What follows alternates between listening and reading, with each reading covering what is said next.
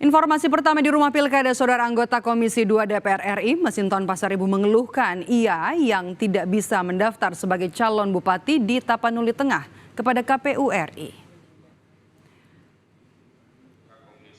Masinton Pasaribu menyebut ia telah melengkapi berkas pendaftaran, tapi berkas pendaftarannya kembali ditolak oleh KPU Tapanuli Tengah dengan alasan silon.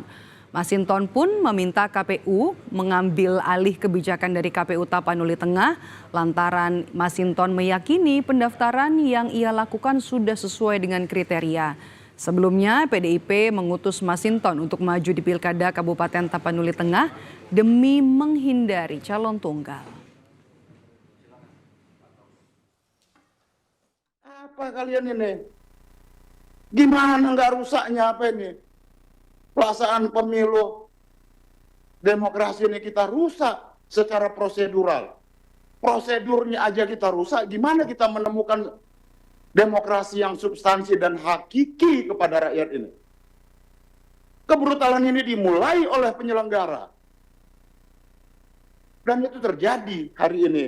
Dan saudara-saudara sebagai pimpinan tertinggi tidak mengambil sikap terhadap itu dan tidak memberikan kepastian.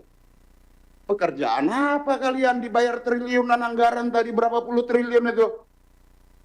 Bila perlu, kita evaluasi KPU ini ke depan penyelenggaraannya, nggak boleh lagi begini, Pak.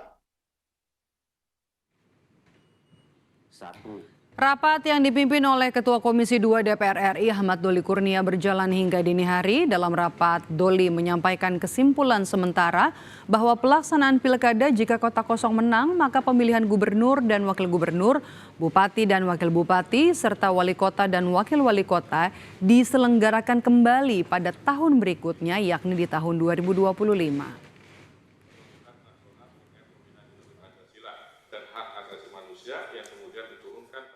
Terhadap daerah yang pelaksanaan pilkadanya hanya terdiri dari satu pasang calon dan tidak mendapatkan suara lebih dari 50%. Komisi DPR RI, Kementerian Dalam Negeri, Komisi Pemilihan Umum, Bawaslu, DKPP secara bersama menyusun pemilihan gubernur dan wakil bupati diulang kembali pada tahun berikutnya, yakni tahun 2025.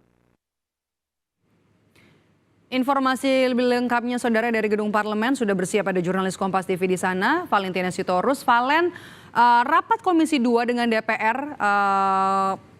Komisi 2 DPR dengan KPU dan juga Bawaslu kan ini berlangsung panas. Kemudian juga anggota Komisi 2 dari fraksi PD Perjuangan Masinton Pasaribu menyampaikan kritiknya. Kemudian juga ada sejumlah hal yang dibahas terutama soal calon tunggal di Pilkada serentak. Kalau nanti ternyata kota kosong ini menang, apa saja yang kemudian sudah disiapkan oleh KPU, DPR dan juga Bawaslu soal ini?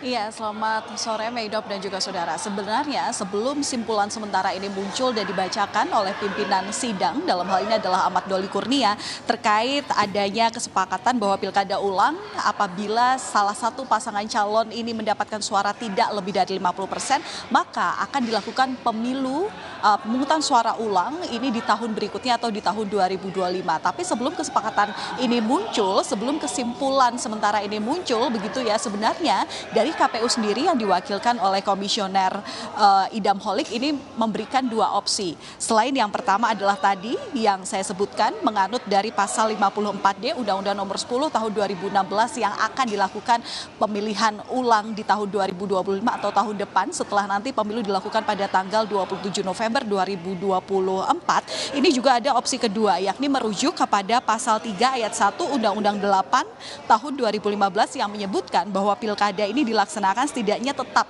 5 tahun sekali secara serentak. Artinya untuk kepala daerah terpilih baru kemudian akan dipilih di tahun atau di 5 tahun berikutnya setelah nantinya ya lagi-lagi pemimpin daerah itu akan dipimpin oleh penjabat ataupun juga PJ dari pimpinan sementara. Nah, tapi yang menjadi latar belakang kalau opsi kedua ini kemudian tidak disetujui adalah karena pernyataan Doli yang menyebutkan bahwa suatu daerah itu lebih baik jika dipimpin oleh kepala daerah definitif dan bukan oleh PJ atau pejabat sementara. Nah, karena ini juga berkaitan dengan bagaimana ranah kewenangan yang bisa dilakukan lebih besar jika ini diambil keputusannya oleh kepala daerah dan bukan oleh PJ. Nah, sementara itu terkait dengan kesimpulan sementara kemarin bahwa pilkada ini rencananya akan dilanjutkan di tahun berikutnya persis atau di tahun 2025 jika memang suara calon kepala daerah tidak lebih dari 50%, artinya hanya ada satu paslon yang kalah dengan kota kosong begitu ya. Ini kemudian akan dibahas lagi oleh KPU RI, Bawaslu, DKPP, perwakilan pemerintah dalam hal ini adalah Kemendagri serta Komisi 2 ini pada rapat dengar pendapat selanjutnya yang nantinya rencananya ini akan digelar pada 27 September 2024. Nah, RDP yang akan digelar pada 27 September ini nantinya juga akan membahas mengenai PKPU yang mengatur tentang penyelenggaraan pilkada dengan satu pasangan calon yang mana tadi saya sebutkan apabila memang suaranya tidak lebih dari 50% dan bisa dikatakan ini pemenangnya adalah kota kosong. Nah, sementara ini Medop dan juga saudara, KPU kemarin dalam RDP ini juga mencatat ada sedikitnya 41 daerah yang hingga saat ini memiliki satu paslon di Pilkada 2024. Ada di satu provinsi yang letaknya ada di Papua Barat, kemudian 35 kabupaten dan juga 5 kota. Kemarin ini juga polemiknya alot sekali tadi seperti Anda sampaikan bahwa anggota Komisi 2 dari fraksi PDIP Masinton Pasaribu ini juga kemudian menampilkan protes begitu ya, lantaran sebenarnya memang kita tahu bersama bahwa pendaftaran daripada calon kepala daerah ini kan selesai di tanggal 29 Agustus lalu begitu ya. Tapi kemudian untuk daerah-daerah yang ternyata hanya memiliki satu pasangan calon atau calon tunggal, ini kemudian diberikan kesempatan atau perpanjangan waktu pendaftaran hingga 4 September 2024. Tapi Masinton yang saat itu memang ditugaskan partainya untuk kemudian menjadi calon atau bakal calon kepala daerah di Kabupaten Tapanuli Utara, ini kemudian pendaftarannya ditolak oleh KPU lantaran pihaknya ini diketahui belum memenuhi pendaftaran yang dilakukan oleh sistem informasi pendaftaran pencalonan atau dalam hal ini adalah silon begitu, sehingga dirinya ini pengen daftar secara langsung secara manual ke kantor KPU Tapanuli Utara tapi kemudian ditolak. Nah, alasannya yaitu tadi karena pertama harus mendaftar secara online baru kemudian melengkapi berkas